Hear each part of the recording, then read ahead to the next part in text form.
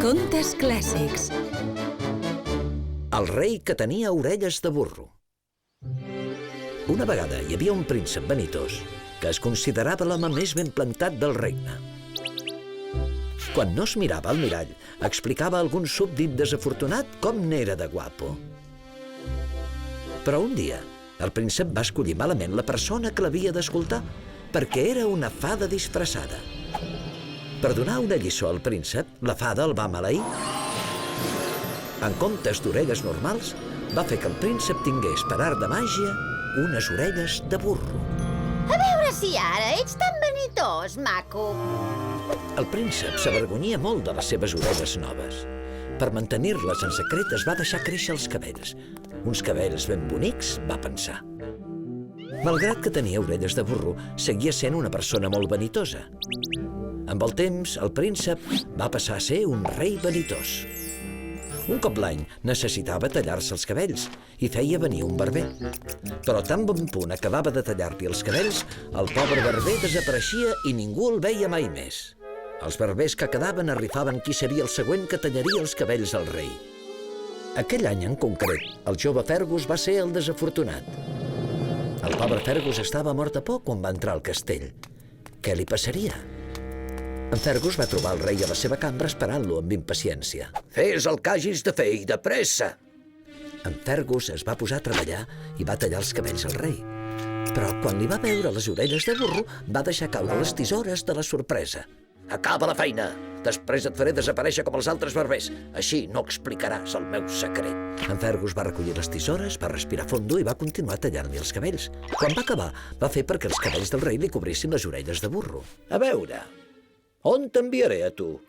A una illa deserta o potser a una muntanya llunyana? En Fergus va suplicar que no el foragités. Tenia una mare i una germana petita i les havia de cuidar. Què farien sense ell? El rei podia ser vanitós, però no era cruel. D'acord, et pots quedar. Però m'has de prometre que no revelaràs mai el meu secret. Ho prometo, Altesa. No el revelaré mai de la vida. En Fergus va tornar a casa. Tothom es va quedar molt sorprès de veure'l, però ell no podia explicar res.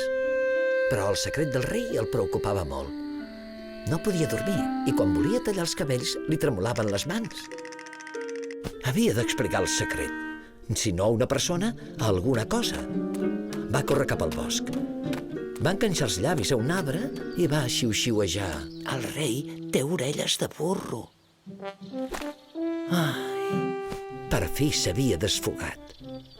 En Fergus va tornar saltironejant a casa perquè s'havia quedat molt descansat. Poc després, l'arpista del rei va anar al bosc a buscar fusta per fer una arpa nova. Va mirar-se l'arbre al qual en Fergus havia confessat el secret. Ah, aquesta fusta és excel·lent per fer una arpa. En va serrar una branca ben grossa i se la van portar. Al cap d'unes quantes setmanes, l'arpa ja estava acabada. El rei va celebrar un gran banquet i l'arpista va presentar-se davant del rei. He escrit aquesta cançó especialment per vos, Altesa. L'arpista va començar a tocar, però l'únic so que sortia de l'arpa era... El rei té orelles de burro, el rei té orelles de burro. El rei sabia que només hi podia haver un responsable d'aquell ultratge. En Fergus el barber, porteu-me'l! Els guàrdies van trobar en Fergus a casa seva i el van portar davant del rei. Barber, has trencat la teva promesa i ara m'ho pagaràs. Altesa, només vaig dir la veritat. Teniu orelles de burro, però no podia guardar el secret. Era massa pes per mi. El rei va quedar parat per les paraules del barber. Amb els anys, guardar el secret també s'havia convertit en un pes per ell. Potser ja era hora de revelar el secret, encara que se sabés que tenia orelles de burro. A més, no li agradava fer desaparèixer tants barbers. Tens raó, Fergus. Prou secrets. Ja no m'importa això. El rei es van retirar els cabells.